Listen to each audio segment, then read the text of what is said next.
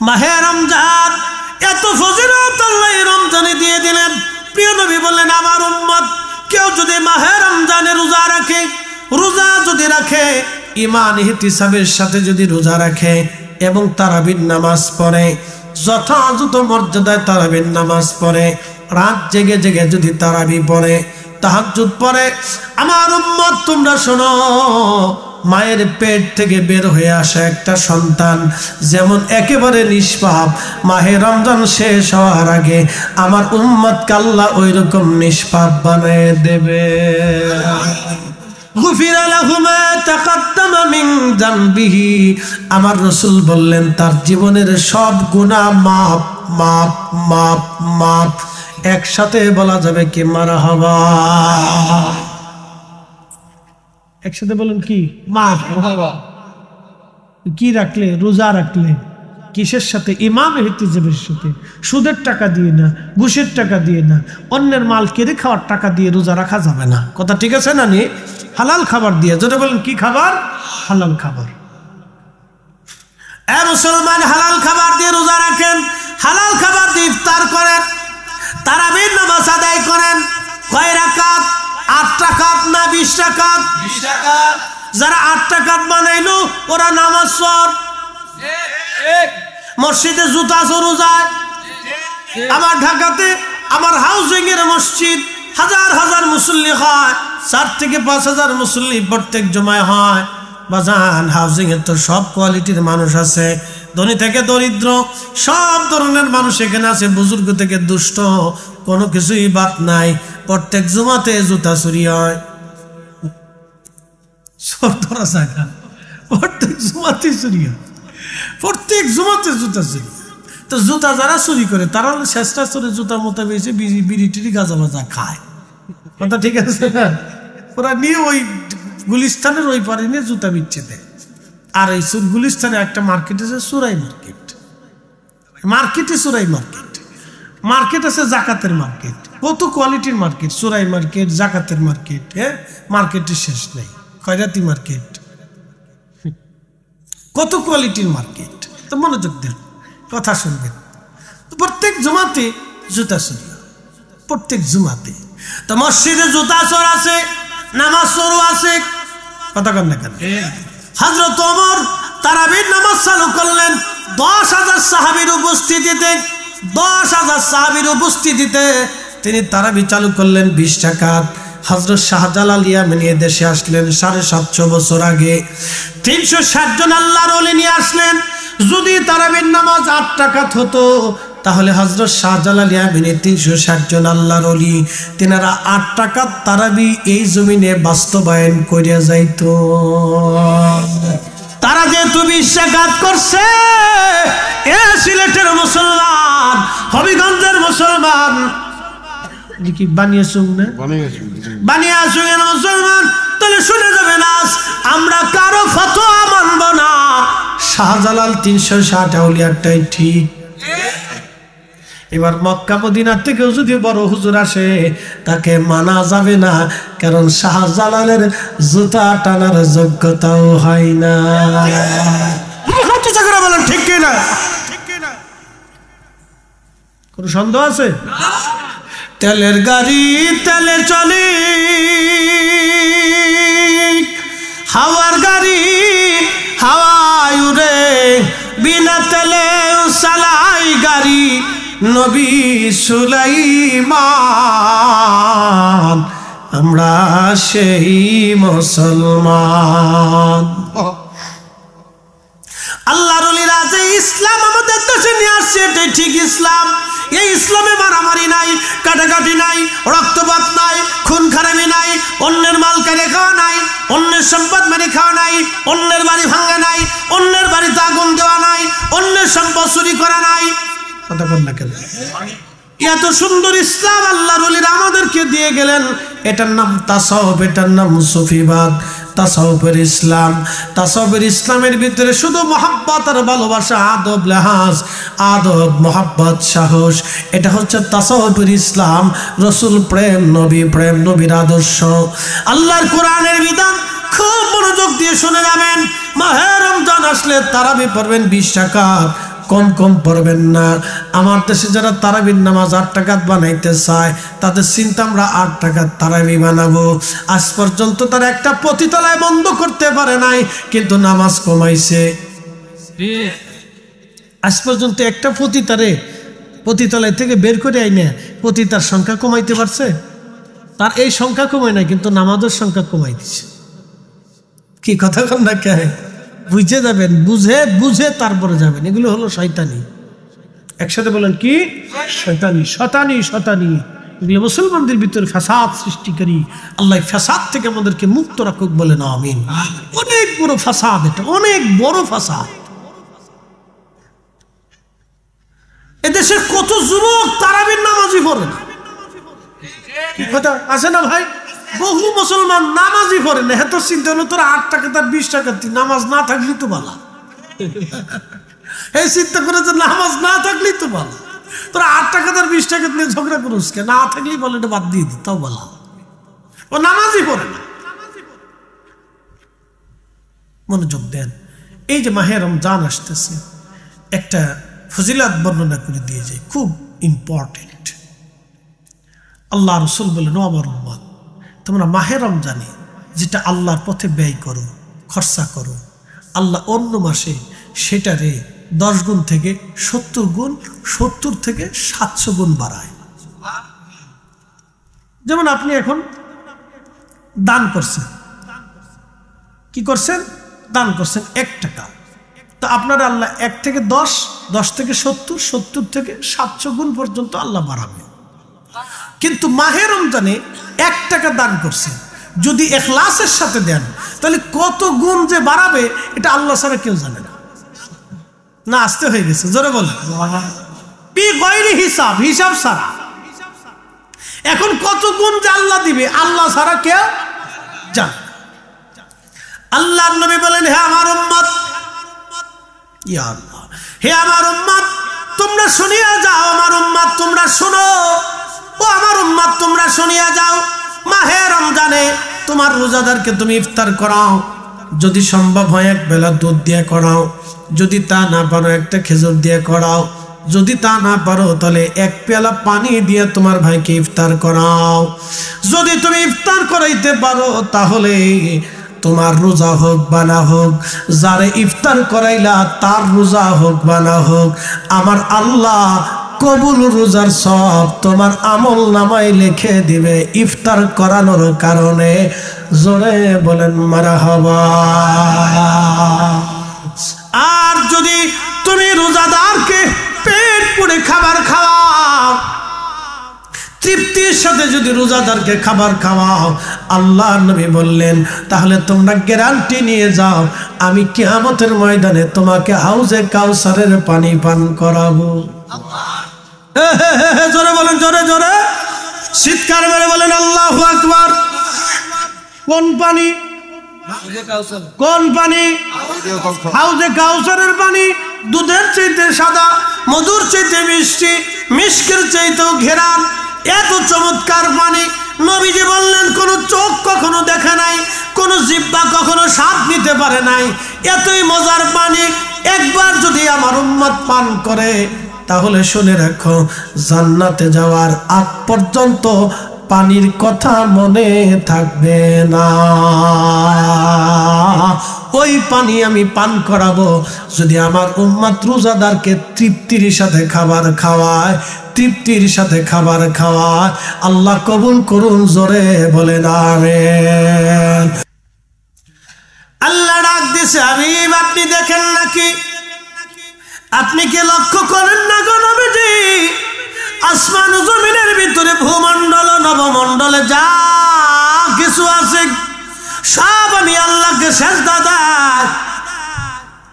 খুব মনোযোগ দিয়ে কথা শুনবেন। আশ-শামসু ওয়াল কমারু ওয়ান নুজুমু ওয়াল জিবালু ওয়াশ-শাজারু ওয়াদ-দাওয়াবু ওয়া কাসীরুম মিনান নাস। সূর্য আমি আল্লাহকে সিজদা দেই, নক্ষত্র আমি আল্লাহকে সিজদা দেই, চাঁদ আমি আল্লাহকে সিজদা দেই, পাহাড় আমি আল্লাহকে সিজদা দেই, গাছ আমি আল্লাহকে সেজদা দেয়, ওয়াদ-দাওয়াবু যত প্রাণী আছে সব আমি আল্লাহকে সেজদা দেয়, যত প্রাণী সব আমি আল্লাহকে সেজদা দেয়। গরু, ছাগল, হাঁস, মুরগি, ভেড়া, বকরি, বন্য প্রাণী, গৃহপালিত প্রাণী, জঙ্গলে অধিবাসী, বাহিরের অধিবাসী, সব প্রাণীগুলি আল্লাহকে সেজদা দেয়, সব প্রাণী আমি আল্লাহকে সেজদা দেয়। নবী ওয়া কাসীরুম মিনান নাস, কিছু সংখ্যক মানুষ আমাকে সেজদা দেয়, সব মানুষ আমি আল্লাহকে সেজদা দেয় না।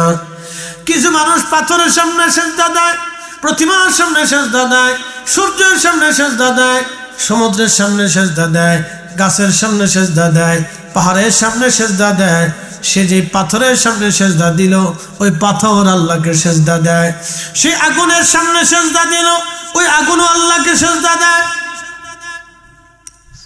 সে যে সূর্যের সামনে সেজদা দিল, এই সূর্য সেই রবকে সেজদা দেয়। সেই যে পাহাড়ের সামনে সেজদা দিল, এই পাহাড় আল্লাহকে সেজদা দেয়। সে যে গরুর সামনে সেজদা দিল, সে গরু আল্লাহকে সেজদা দেয়। বলবেন আল্লাহু আকবার। এই সব মাখলুক সেজদা দেয় কাকে? আমরা সেজদা দিব কাকে? বুঝে যাবেন বন্ধু। এই জন্য নামাজ, নামাজ, নামাজ, নামাজ। এই ওয়াজের পরে আজকে থেকে নিয়ত করে যাবেন, ইয়া রব আর কখনো তোমার সেজদা বাদ দেব না। আহা, একটা ব্যাঙ আল্লাহরে ডাকে, আল্লাহ পানি দাও, পানি দাও, পানি দাও। সুলাইমান নবী মুস্কি হাসি দিয়া বললেন, উম্মতরা ফিরে চলো, আমাদের সালাতুল ইস্তিসকার নামাজ পড়া লাগবে না। বলে কেন হুজুর? বলে যেই জন্য নামাজ পড়তে যাব তো বৃষ্টির জন্য। বলে হা, তো বৃষ্টি আসলেই তো সারে। বলে হুজুর নামাজ পড়লাম না, দোয়া করলাম না, কেমনে বৃষ্টি হবে? বলে ও আমার উম্মতেরা, তোমাদের দোয়া করার আগে আমি দেখতেছি একটা ব্যাঙ দুই হাত বাড়াইয়া আল্লাহর দরবারে হাত তুলে কাঁদতেছে বৃষ্টির জন্যে। আজকে আল্লাহ ব্যাঙের দোয়া কবুল করে নিয়েছে, ব্যাঙের কারণে আজ বৃষ্টি হবে। অতএব তোমরা চলো, দোয়া করা লাগবে না, আর নামাজও পড়া লাগবে না, আমরা সালাতুল ইস্তিসকার আর প্রয়োজন হবে না। আমরা যেই জন্য নামাজ পড়বো সে কাজ ব্যাঙে সেরে দিয়েছে। তোমরা চলো, একবার জোরে বলা যাবে কি মারহাবা? আল্লাহু আকবার। ব্যাঙ দোয়া করে কার কাছে? কার কাছে? আমরা করব কার কাছে? আমরা করি কার কাছে? তো ওরা কারা যারা দোয়া বন্ধ করার জন্য উঠে পড়ে লাগলো? ওরা কারা? এই কথা কর না, জোরে বলে। ওরা কারা যারা আজকে দোয়ার উপরে বেদাতের তবকা দিয়ে সিলমোহর মারিয়া সমাজ থেকে মুসলমানদের দোয়া কেড়ে নিতে চাচ্ছে? ওরা কারা যারা মুসলমানের এই পরম ইবাদত, আল্লাহর সাথে কথা বলা, দোয়া মানে আল্লাহর সাথে কথা বলা। বান্দা যখন হাজত কার কাছে কয়? আল্লাহ আপনি দেন, আল্লাহ আপনি আমার দেন, আমি তো ভিখারি। কথা ঠিক আছে না? আমরা কি ভিখারি না?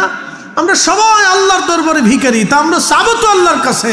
তো বান্দা তো বিনয় বিনয় বিনয় বিনয় আল্লাহর কাছে চায়, আর আল্লাহ খুশি হয়। বান্দা চা, যত চাবি তত দিব, যত চাবি তত পাবি, যত চাবি তত পাবি, যত চাবি তত পাবি।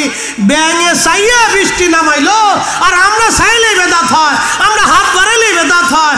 একা করলেও একা করাই ভালো, জমাতে করলে বেদাত হয়। আরে আল্লাহর দরবারে হাত বাড়াই একা দোয়া করলে যদি দোয়া হয়, তাহলে জমাতে করলেও দোয়া হয়। দেশে শয়তান বিরাট উপরে ভর করছে। এই যে কয়েকদিন পরে আগামীকালকে বরাতের রাত আসতেছে, আসতেছে না? কিসের রাত আসে? বরাতের রাত।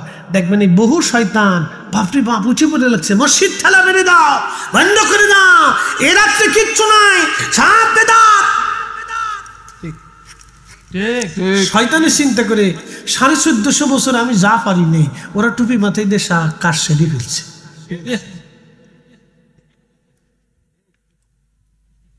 শয়তানের চিন্তা করে আমি যা 1450 বছর পারি নেই, ওরা টুপি মাথায় দিয়ে ফতোয়া দিয়ে তা কাজ সেরে দিছে। আমার কাজ ওরা আঞ্জাম দিতেছে। আমার দায়িত্ব ছিল মসজিদ থেকে বের করে নিয়ে আসা, সেই কাজ হুজুরা করে দিছে। সবাই না, কেউ কেউ। কথা ঠিক আছে না ভাই? তার মানে বোঝা গেল শয়তানের খলিফা একসাথে বলো, শয়তানের শয়তানের দায়িত্ব ছিল মসজিদ থেকে বের করা আর মসজিদে ঢুকতে না দেওয়া। শয়তানের দায়িত্ব ছিল নামাজ থেকে সরাই আনা আর নামাজের মুসল্লায় দাঁড়া না করানো। কথা ঠিক আছে না? শয়তানের দায়িত্ব ছিল আল্লাহর দরবারে হাত না তুলাইতে বান্দাকে সরাই আনা, বন্ধ করে দেবা। শয়তান এ কাজটা আমি যা 1400 বছরে পারি নাই, তোরা তা করে দিছিস।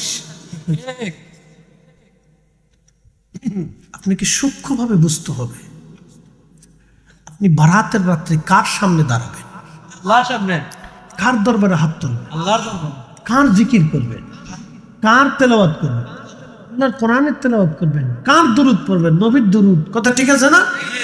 এখানে সে ফতোয়া মেরে সিল মেরে বন্ধ করে দিচ্ছে। আহা, কত মুসলমান এই রাত্রে ঘুমাবে। শয়তান হাসবে আর করবে, আহা কার ছেড়ে দিছে, কার ছেড়ে দিছে। অথচ রব্বুল আলামিন কোরআনে বললেন, ফামাইয়ামাল মিসকালা যাররাতিন খায়রান ইয়ারা ওয়া মাইয়ামাল মিসকালা যাররাতিন শাররান ইয়ারা। অনুপরিমাণ খালি চোখে যেটা দেখা যায় না, অনুপরিমাণ খালি চোখে যেটা দেখা যায় না, সেই সামান্য পরিমাণ ইবাদত তুমি যদি করো, আমি আল্লাহ তারও বেনিফিট তোমাকে দিয়ে দেব। এবং অনুপরিমাণ গুনার কাজ যদি করো, আমি আল্লাহ তারও প্রতিদান তোমাকে দিয়ে দেব। এই জন্য আমাদের বক্তব্য হলো, নেকের কাজ যত ছোট হোক ছাড়ব না, গুনার কাজ যত ছোট হোক করব না। ঠিক না?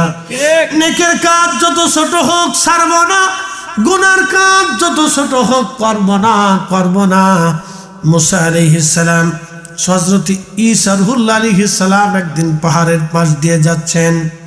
সুন্দর একটা সাদা মার্বেল পাথর, ঈসা নবী সুন্দর সাদা পাথর দেখে চিন্তা করলেন, ইয়া রব, এত সুন্দর পাথর তো কখনো দেখিনি আল্লাহ, পাথরের মধ্যে কি? হযরত ঈসা আলাইহিস সালাম পাথরের বললেন, ইয়া রব, এত সুন্দর পাথর বানাইলা, পাথরের মধ্যে আছে কি? আল্লাহ বলেন, ঈসা তুমি কি দেখতে চাও? বলে, হ্যাঁ দেখবো। তাহলে হাতের লাঠি দিয়ে আঘাত করো। ঈসা রুহুল্লাহ হাতের লাঠি দিয়ে আঘাত করলেন। আঘাত করার সাথে সাথে পাথরের মাঝখান থেকে ভেঙে দুইটা টুকরা হয়ে গেল। ঈসা নবী লক্ষ্য করলেন একজন আল্লাহর বান্দা সবুজ একটা লাঠির উপরে ভর দিয়ে দাঁড়ায় দাঁড়ায় আল্লাহ আল্লাহ আল্লাহ আল্লাহ জিকির করে। আল্লাহ নবী ঈসা বললেন, ওহে আল্লাহর বান্দা, পাথরের মধ্যে তুমি করো কি? বলে, আমি পাথরের মধ্যে আল্লাহর ইবাদত করি। বলে, কত বছর? বলে, 400 বছর ধরে আমি পাথরের মধ্যে আল্লাহর ইবাদত করি।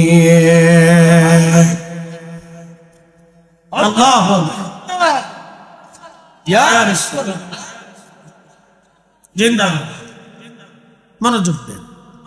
কত বছর? 400 বছর। কিসের ভিতরে?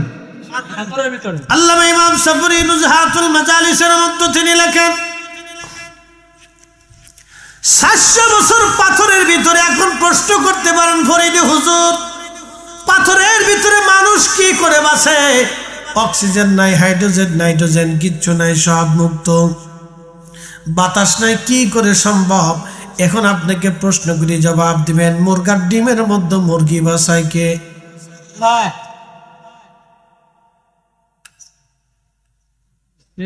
কি কথা কর না কে? মুরগার ডিমের ভিতরে মুরগা কে বাঁচায়? মুরগি মুরগি মুরগি, বাচ্চা বাচ্চা, ডিমের ভিতরে বাচ্চা কে বাঁচায়? এরপরে যখন এটা বেরোয় আসতে চায়, তখন মাথাটা ধাক্কা দিয়ে ফোটা করে উঁচা করে, কে আমি আসছি কিন্তু, হ্যাঁ আমি আসি কিন্তু, ভিতরেতে বেরোয় আসে। কিন্তু তার আগে আল্লাহ তার এই মুরগি ডিমের ভিতরে বাঁচায় রাখছি। আর আপনি একটু চিন্তা করেন তো, একটু চিন্তা করলে, আপনার একটু গবেষণা করলে বুঝতে পারবেন, মুরগির ডিমের ভিতরে মুরগি বাঁচাইল আমার আল্লাহ, আমার রব, আমার আল্লাহ, আমার আল্লাহ 4 রঙের মশলা দিয়া, 4 রঙের মশলা দিয়া যে কইরাছে তোর গঠন, 4 রঙের মশলা দিয়া। আগুন পানি মাটি বাতাস একই যোগে করিয়া প্রকাশ আগুন পানি মাটি বাতাস একই যোগে করিয়া প্রকাশ দেখিলি না তুই কইরা তালাশ ওরে দেখিলি না তুই কইরা তালাশ কোন জায়গা সে মহাজন চার রঙের মশলা দিয়া চার রঙের মশলা দিয়া যে কইরাছে তোর গঠন চার রঙের মশলা দিয়া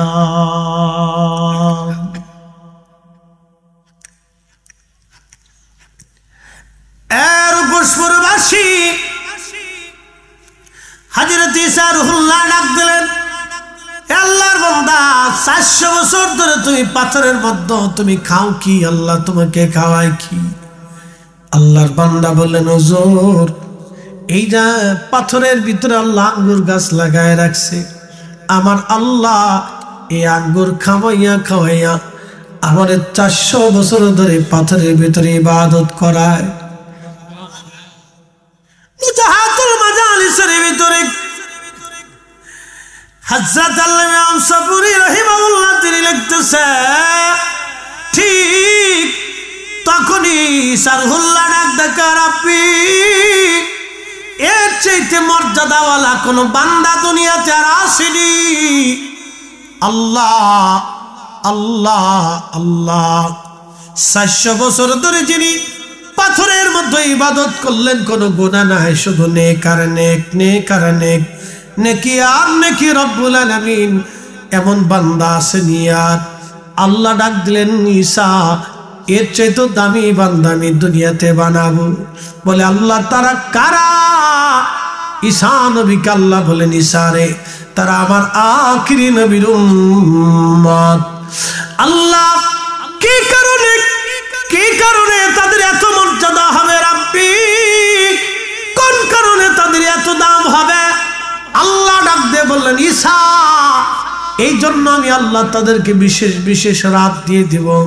তার একটা রাত হবে লাইলাতুন নিসফি মিন শাবান, শাবানের 14 তারিখ দিন যায় রাত।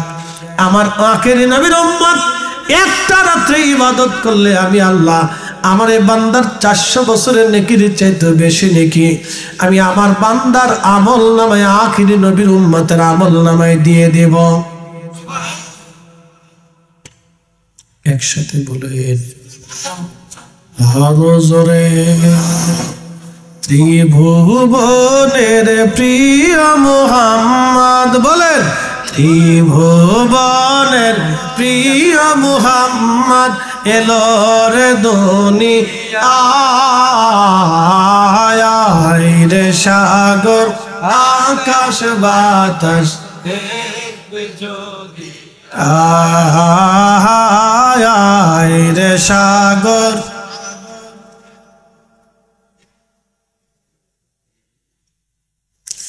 ধুলির ধরা বেহেশত আজ, ঠিক কিনা? ধুলির ধরা বেহেশত আজ জয় করিল দিল রে লাজ। আজকে খুশির ঢল নেমেছে ধূসর সাহারায়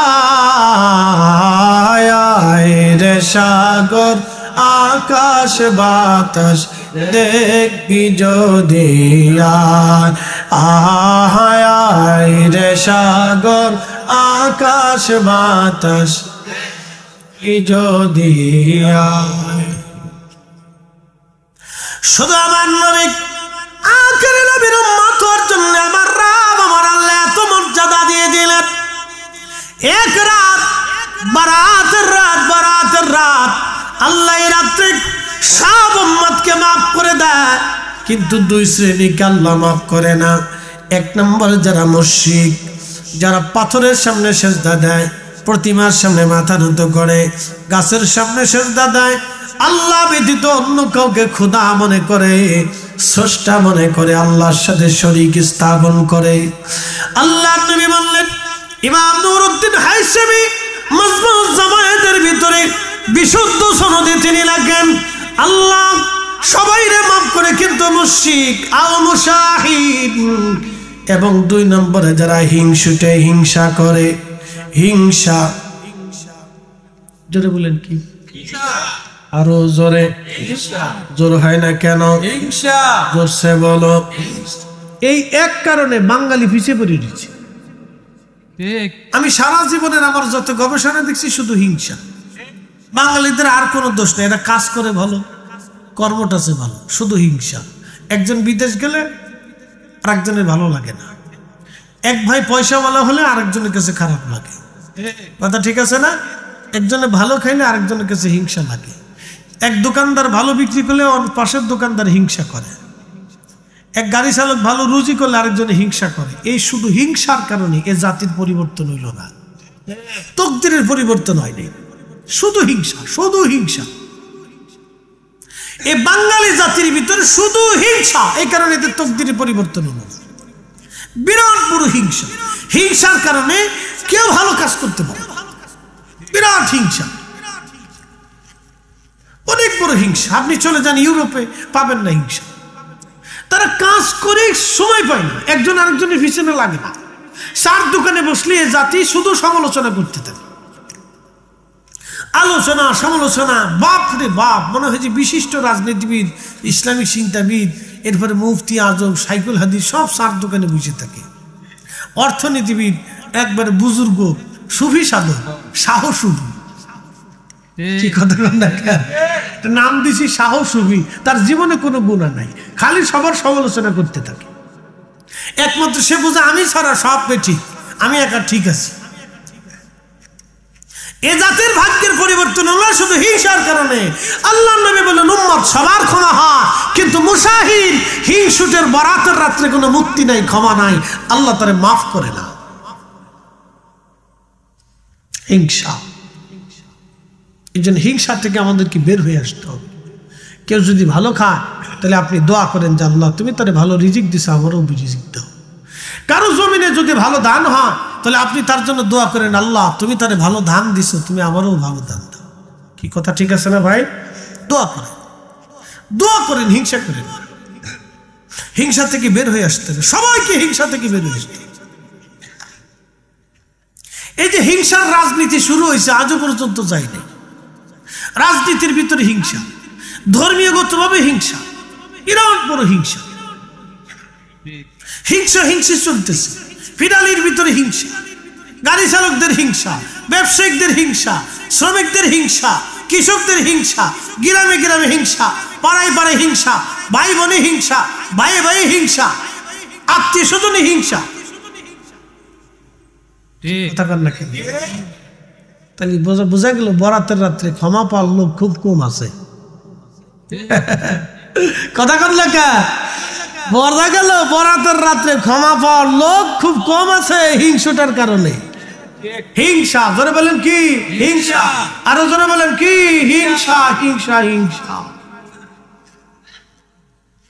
এই কারণে কত উম্মতের ক্ষমা হবে না। আর মহিলাদের কথা কই তো লাভ নাই, এরা বিরাট বড় বুজুর্গ, একবারে সব অপরাধ বস্ত্রী নিত, এটার কোনো অপরাধ নাই, কোনো দোষ টুস নাই। 3 ভাই একসাথে 25 বছর কাটালে ঝগড়া হলো না, বিয়ে করার পরে যুদ্ধ লেগে যায়, বিরাট যুদ্ধ, বাপরে বাপ। একজন আরেকজনের চেহারা দেখে না, জানাজাও যাবার চায় না, কবরের পাশেও যায় না।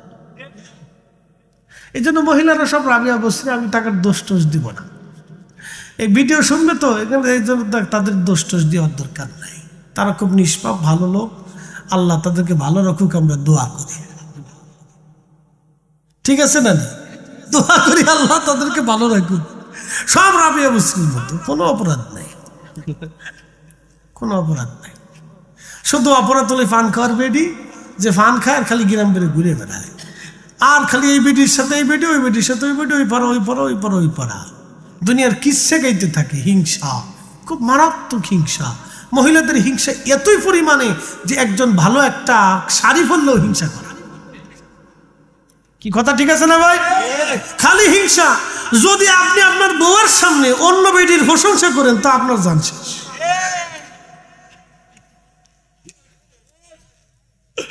একবার রাবিয়া মুস্তি বললাম না, কোনো গুণা নাই তাদের, বিরাট বড় গুণ, তারা খুব ভালো।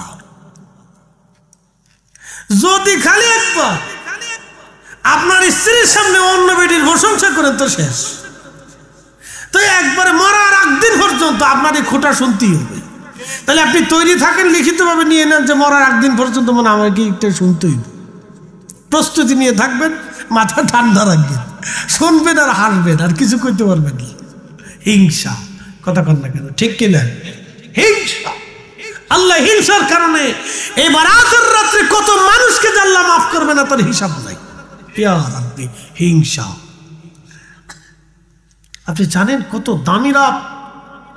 এখন প্রশ্ন করতে পারেন, হুজুর এক রাত 400 বছর, গা এটা তো কমই হয়েছে, আরো বেশি। বেশিটা বলবো? কমনই বেশিটা, একসাথে বলেন আল্লাহু আকবার। এবার বেশিটাই আসে। ঈসা আলাইহিস সালামকে আল্লাহ এক রাতের এত দাম, বাকিটা তো করে দিয়েছে। আল্লাহু আকবার। না না, আরো জোরে। এটা কি আমাদের গুণে না নবীর গুণে? আমাদের গুণে না নবীর গুণে? আমাদের গুণে না নবীর গুণে? নবীর কারণে এই মর্যাদা আমাদের, অথচ নবীর মর্যাদা বুঝলাম না। কথা কন না কেন?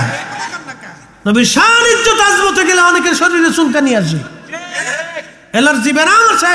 কারণ কি? বুঝতে হবে তার শরীরে চুলকানি না, তার ইমানের চুলকানি। পৃথিবীর সবচেয়ে বড় ব্যাধি হলো এই ব্যাধিটা। এই ব্যাধি থেকে জাহান্নাম পর্যন্ত নিয়ে যাবে। আহা, কত কঠিন হবে হাসর। একটা মারাত্মক ব্যাধি এটা। এর উপর সুরবাসী মনোযোগ দিয়ে কথাগুলি শুনে যাবে না। 400 বছরের হিসাব দিলেন, এবার আর একটু পরে হিসাব বলে দিয়ে যাই। ঈসা নবী বললেন, আল্লাহ এক রাতের এত দাম যদি হয়, বাকি রাতের বাকি মর্যাদার কথা তো এখনো বলোই নাই। আল্লাহ তাহলে আমার ওই নবীর উম্মত বানাও। আল্লাহ আমার ওই নবীর উম্মত বানাও। হযরত ঈসা নবীর দোয়া আমার আল্লাহ কবুল করে নিয়ে বলেন, হ্যাঁ ঈসা, তোমাকে ওই নবীর উম্মত বানাই দিলাম। কিয়ামতের ময়দানের আগে তুমি আসবা পৃথিবীতে। ইমাম মাহদী যখন দুনিয়াতে আসবে, তাকে সাহায্য করার জন্য আল্লাহ আসমান থেকে, চতুর্থ আসমান থেকে আমার আল্লাহ ঈসা নবীকে 2 ফেরেশতার কাঁধে ভর দেওয়ায় ঈসাকে নামাবে।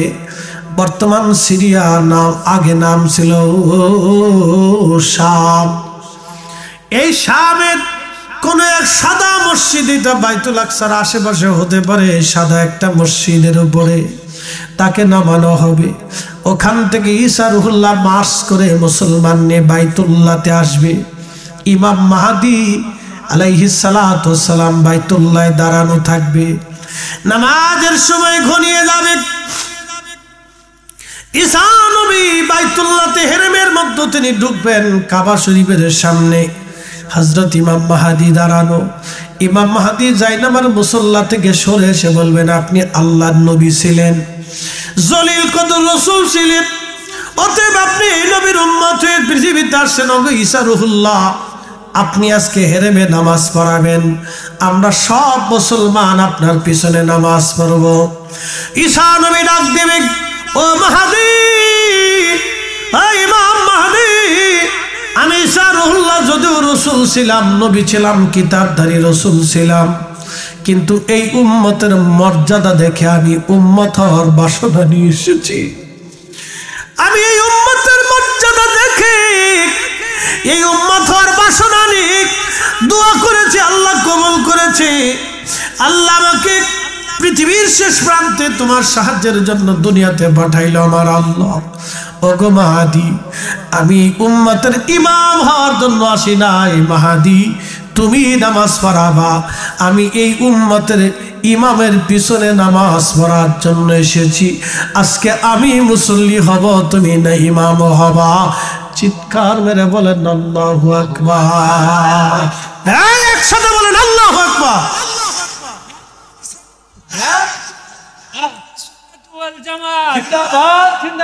আল্লামা মুফতি জহির ইসলাম ফরিদী সাহেব জিন্দাবাদ।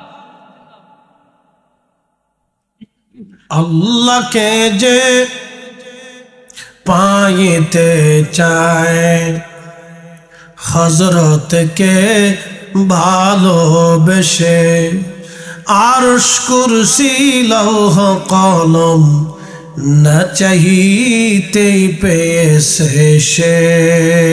আল্লাহুম্মা সাল্লি আলা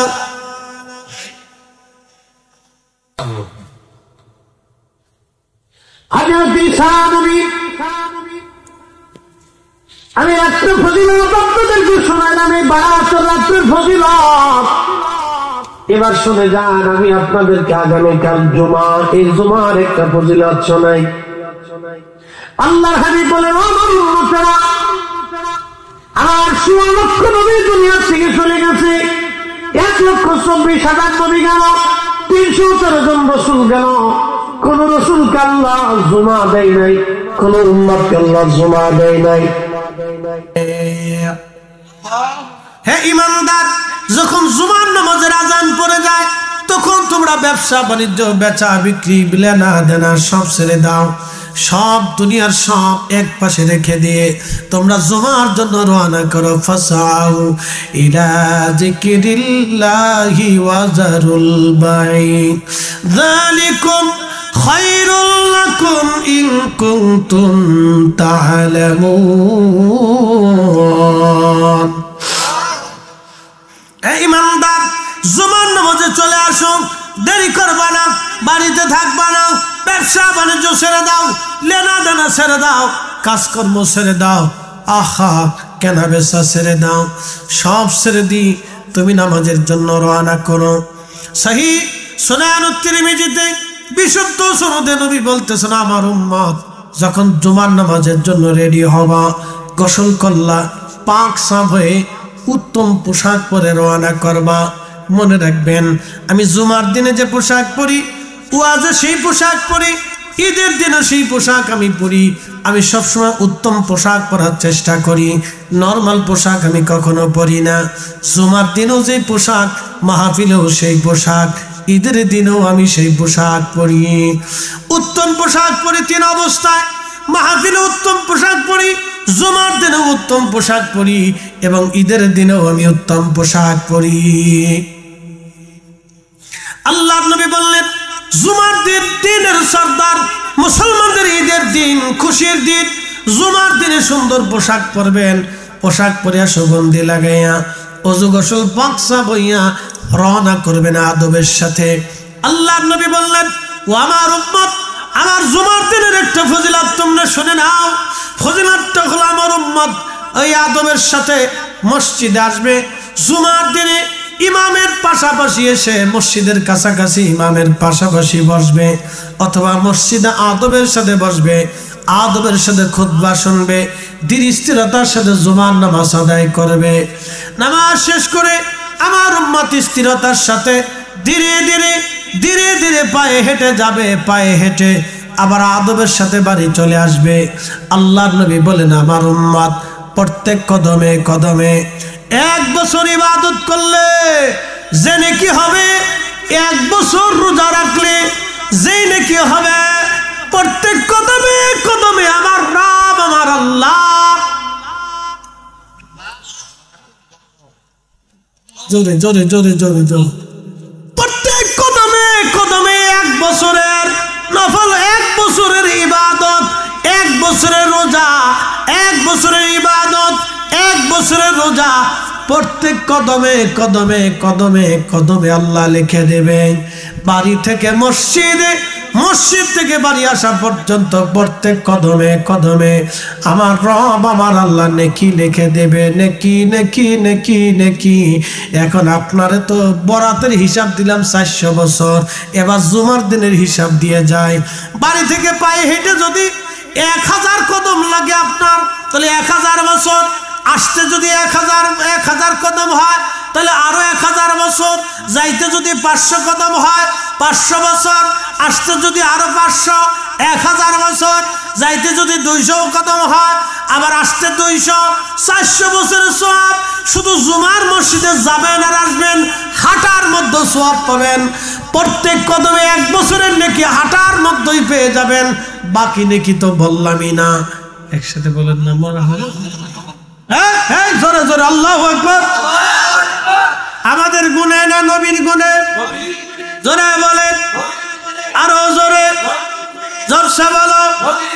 এই নবীর দুরূদ চলবে না বন্ধ হবে, এই নবীর শান চলবে না বন্ধ হবে, এই নবীর সালাম চলবে না বন্ধ হবে, এই নবীর ইজ্জত চলবে না বন্ধ হবে, এই নবীর গুণগান চলবে না বন্ধ হবে। যারা এই নবীর গুণগান বন্ধ করতে চায়, আমরা মিলাদুন নবীর মাহফিল দিয়া এই নবীর গুণগান শুনি, গুণগান কই, গুণগান বলি, গুণগান শুনি। যাদের শরীরে চুলকানি হয়, মিলাদের নাম দিয়া আমরা এই নবীর দুরূদ পড়ি, নবীর সালাম দেই, নবীর জন্য দোয়া করি, রসুলের উসিলা নিয়ে আমরা দোয়া করি, নবীর শান গাই, নবীর প্রশংসা গাই। যাদের শরীরে চুলকানি হয়, তোমরা চুলকাইতে থাকো আর আমরা গাইতে থাকবো, বলতে থাকবো। তোমরা চুলকাইতে থাকবে, আমরা গাইতে থাকবো, বলতে থাকবো। কথা কন না কেন? আহা, কেবল 2টা কইছি, এরকম হাজার হাজার এখনো পড়ে রয়েছে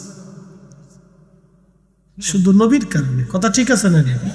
যদি মুসা আলাইহিস সালামের উম্মত হইতাম, তাহলে এই জুমা পাইতাম, বরাত পাইতাম, কদর পাইতাম, কিচ্ছু পাইতাম। 5 ওয়াক্ত নামাজে 50 ওয়াক্তের সওয়াব পাইতাম। যদি ঈসা নবীর উম্মত হইতাম পাইতাম। এই জন্য ঈসা নবী কান্না আমার ওই নবীর উম্মত বানাইতাম।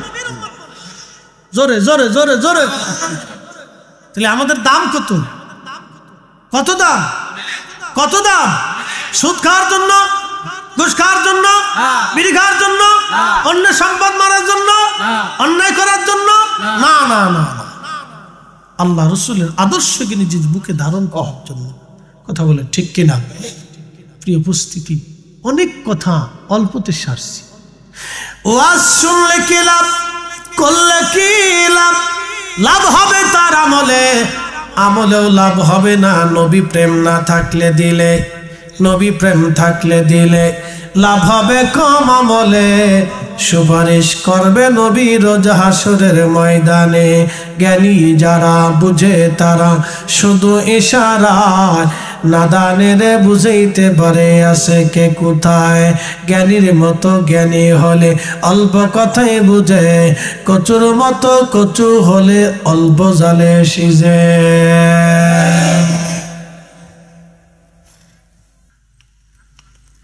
পৃথিবীর সমস্ত সৃষ্টিটাকে আল্লাহ সুন্দর করে বানাইলেন, আমাদেরকে আল্লাহ সুন্দর দিলেন। লাকাদ খালাকনাল ইনসানা ফি আহসানি তাকবীর।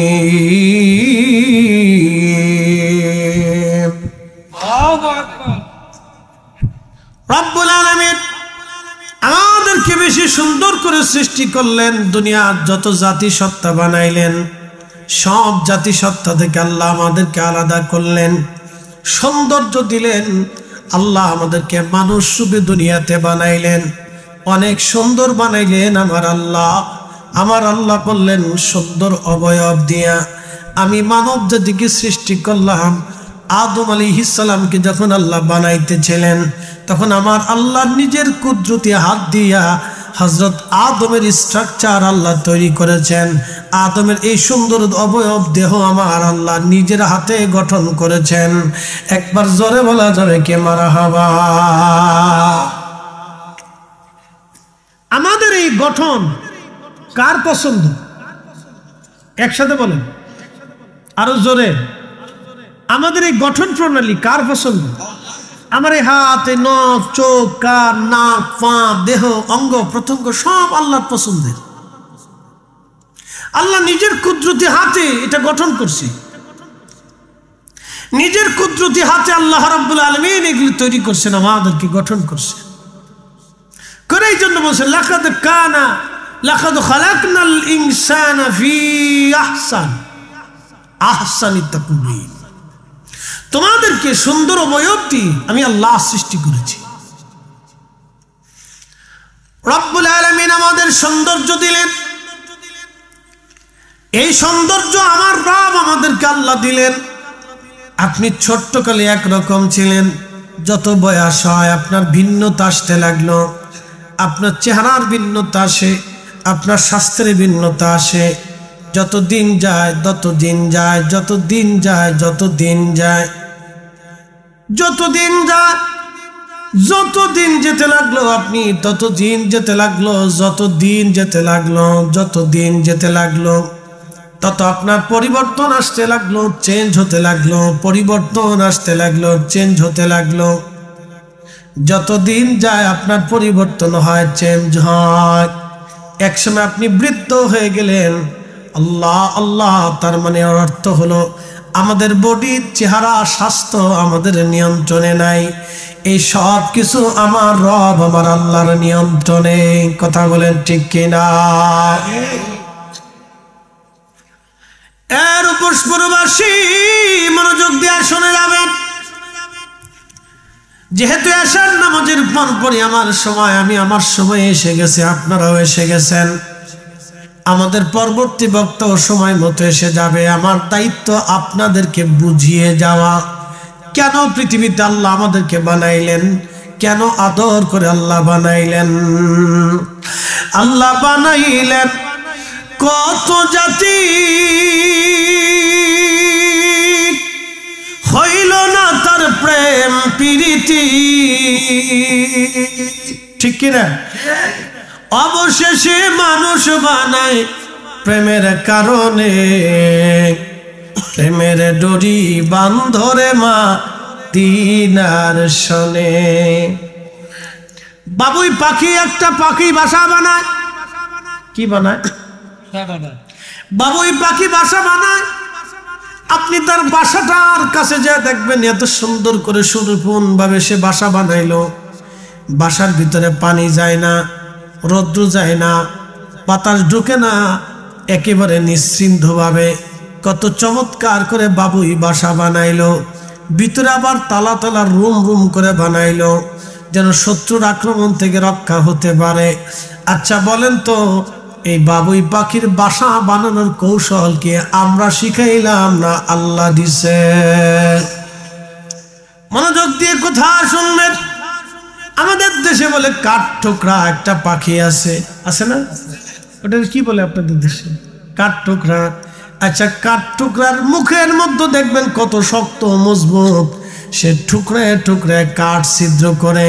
তাহলে আপনি বুঝেন তো, তার মুখের এই কাঠ ঠোকরার এই মুখের উপরে যে শক্ত একেবারে হাড় মজবুত, যেটা একবারে আঘাত করে করে করে করে গাছ ফোটা করে ফেলে, এটারে এই শক্ত করে বানাইয়া এই পাখার বাসা বানানোর মতো কৌশল এই মিস্ত্রি আমরা বানাইছি না আল্লাহ বানাইছে? একসাথে বলেন আল্লাহু আকবার। আমরা কেউ বানাই নেই, তারা আল্লাহ বানাই দিছি। এই মেধাটা আল্লাহ তারে দিছি।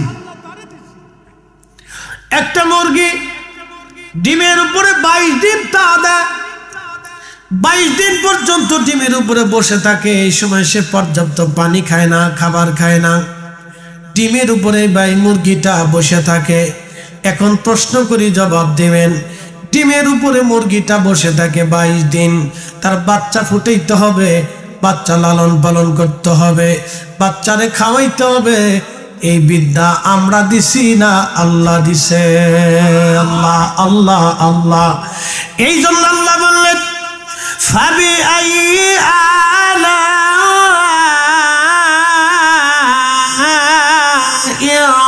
রাব্বিকুমা তুকাযিবান।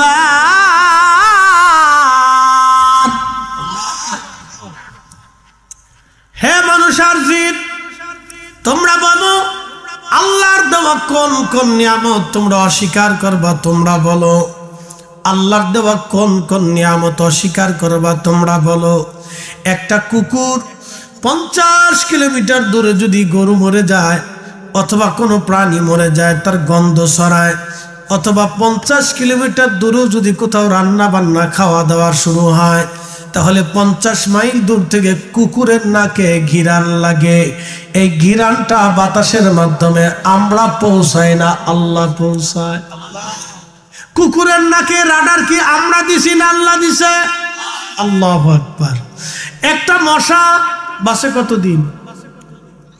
একসাথে বলেন, আমি এক এক করে বলতেছি, খালি আপনারা শুনবেন আর বুঝবেন যে আল্লাহ কি আর আমাদের করণীয় কি। কথা ঠিক আছে না? যে আল্লাহ কি আর আমাদের করণীয় কি। আমি এক এক করে বলতেছি, আপনারা বুঝেন, শুধু শুনবেন আর উত্তর দিবেন, মনোযোগ দেন। একটা মশা 2.5 দিন বাঁচে। এই 2.5 দিনের হায়াত পেয়ে মশা কানের কাছে যেমনি জোরে জোরে জোরে জোরে ডাক দেয়, তো মনে হয় যে পারমাণবিক বোমা মারতে এসেছে।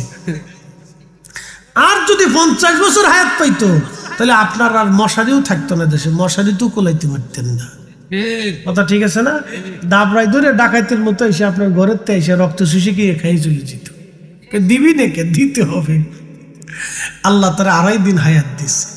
একটু চিন্তা করেন, এই 2.5 দিনের হায়াত, কিন্তু রব্বুল আলামিন তাকে এমন একটা বিদ্যা দিয়ে দিল, আল্লাহ তার মগজে এমন একটা বিদ্যা দিল, এমন নাকের ঘ্রাণ শক্তি আল্লাহ তারে দিয়ে দিল। আপনার রক্তের গ্রুপ কি মশা এটা জানে। এ পজিটিভ রক্তওয়ালার এ পজিটিভ মশাই খাবে, ও নেগেটিভ রক্তওয়ালার ও নেগেটিভ ওয়ালা রক্ত এই মশাই খাবে। অন্য কোনো মশা তার রক্ত নেয় না। মশার নাকের মধ্যে একেবারে অদৃশ্য এই ল্যাবে ইট বসাই দিল কে? এই রক্ত পরীক্ষা করার জন্য পৃথিবীর কোথাও মশার যেতে হয় না, তার নাকের মধ্যে আল্লাহ রাডার বসায় দিয়েছে। একসাথে বলবেন আল্লাহু আকবার। সেজদা কারে দিব? জোরে বলেন। জিকির হবে কার? হালাল হারাম মাইনে চলবো কার? আল্লাহটা মানতে। বুঝে যাবে। মশা শেষ করলাম, এবার পিঁপড়ে আসে। পিঁপড়া দলবদ্ধ ভাবে বাঁচে। পিঁপড়ার যে রানী আছে, পিঁপড়ার পুরুষরা ঘরের মধ্যে থাকে, আর পিঁপড়া মহিলা পিঁপড়ারা সারা দেশ ভরে খাবার জোগাড় করে, বাইদে গোষ্ঠীর মতো। মারহাবা বলবেন না? বাইদে চিনছেন না আপনারা? আপনাদের সিলেটে কি বলে? ইতা হয় বাসনা বাইদে না নি?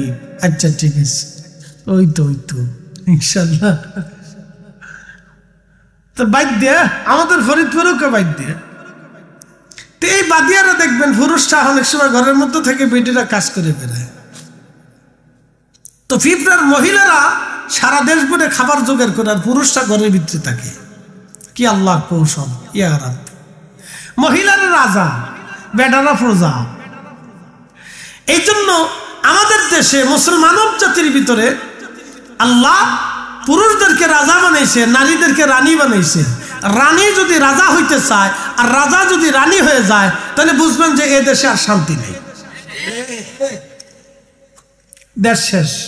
আবার বলি, রাজা যদি রানী হয় আর রানী যদি রাজা হয়, তাহলে বুঝবেন দেশ শেষ, সমাজ শেষ, রাষ্ট্র শেষ, সংসারও শেষ।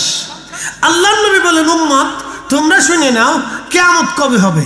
বলে যখন দেখবা পুরুষরা নারীর আনুগত্য করে, স্বামীরা স্ত্রীর আনুগত্য করে, স্ত্রীরা স্বামীরে ধমক দিয়ে বসাই রাখে, স্ত্রী যা বলবে স্বামী সেইভাবে পিছে পিছে ঘুরে, স্ত্রী মার্কেট করে, আর স্বামী ভ্যানিটি ব্যাগ নিয়ে ফিস ফিস ঘুরে। কথা বুঝেন নাই? সাচ্চা সাচ্চা কথা। আল্লাহর নবী বললেন, তখন তুমি কিয়ামতের অপেক্ষা করো।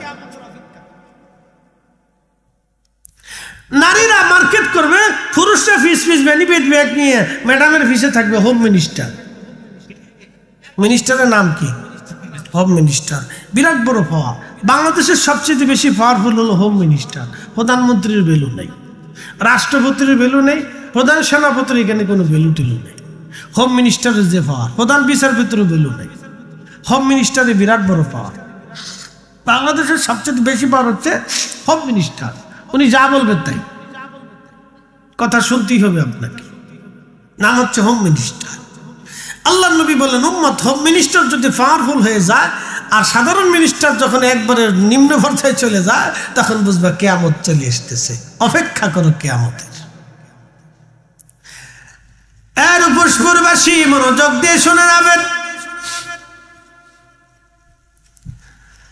পিঁপড়া নারী সমাজরা কর্তৃত্ব করে আর পুরুষরা ঘরের মধ্যে থাকে, তারা বাচ্চা কাচ্চা ফুটায়। খুব মনোযোগ দিবেন। কিন্তু পিঁপড়াদের একটা দল আছে, তারা রাজার কথা অনুযায়ী চলে, রাজার কথার বাহিরে তারা যায় না, দলবদ্ধভাবে তারা থাকে, দল ছাড়া হয় না। বন্যার সময় সিলেটে দেখবেন সারা বন্যাতে কোটি কোটি মন পানি দিয়ে সারা এলাকায় পানির নিচে ডুবে যায়, কিন্তু আবার পরবর্তী 3 মাস পরে পিঁপড়া সারা অঞ্চলে পিঁপড়া দেখবেন। এত পিঁপড়া কোথার থেকে আসলো? এত বন্যার মধ্যে পিঁপড়া কোন জায়গা ছিল? আচ্ছা বলেন, বন্যার ভিতরে পিঁপড়াদেরকে বাঁচাই কে? বলে ওরা কেমনে বাঁচে? প্রচন্ড বন্যা যখন হয় তখন ওরা পানির মধ্যে ভাসতে থাকে, পাতার উপরে ভাসে। যদি পাতা না পায় তাহলে গাছে ওঠে, গাছ যদি না পায় কোনো রকম যদি একবার ছুটিয়ে যায়, তাহলে ওরা 8-10টা পিঁপড়া না যত পিঁপড়া থাকে একসাথে একটা পিঁপড়া আর একটা পিঁপড়ারে জড়াই ধরে রাখে। কোনো পিঁপড়ারে ছাড়ে না, সবাই সবাইকে জড়াই ধরে রাখে পানির উপরে তারা ভাসতে থাকে। আর মানব জাতিরে যদি বলেন তোর ভাই বন্যার মধ্যে পড়ে গেছে, বাঁচাইতে যাইয়া একসাথে জড়াই থাকবে না, দেখবেন আস্তে করে হাত ছাইড়ে দিবে, তুই আমার ঘুষি মারছিলি একদিন। এটা মানব জাতি। পিঁপড়া চাইতে নিকৃষ্ট, বুঝে যাবেন ওয়াজ। আল্লাহু আকবার। অথচ আল্লাহ আমাদেরকে শ্রেষ্ঠত্ব দিয়েছে, আল্লাহ আমাদেরকে সম্মানিত করেছে, মর্যাদাওয়ালা বানিয়েছে। অথচ একটা পিঁপড়া বেঈমানি করে না, এক পিঁপড়া আর এক পিঁপড়া জড়িয়ে ধরে রাখে, কামড় দিয়ে চেপে ধরে রাখে, বন্যার ভিতরে তারা ভাসতে থাকে পানির উপর। অথচ এই মানুষ নিজের আপন ভাই ছোট ভাই বড় ভাইকে দেখতে পারে না, বড় ভাই ছোট ভাইকে দেখতে পারে না। কি কথা কন না, জোরে বলে। এই অবস্থা আমাদের মানব জাতির ভিতরে, অথচ পিঁপড়া দলবদ্ধভাবে বসে থাকে।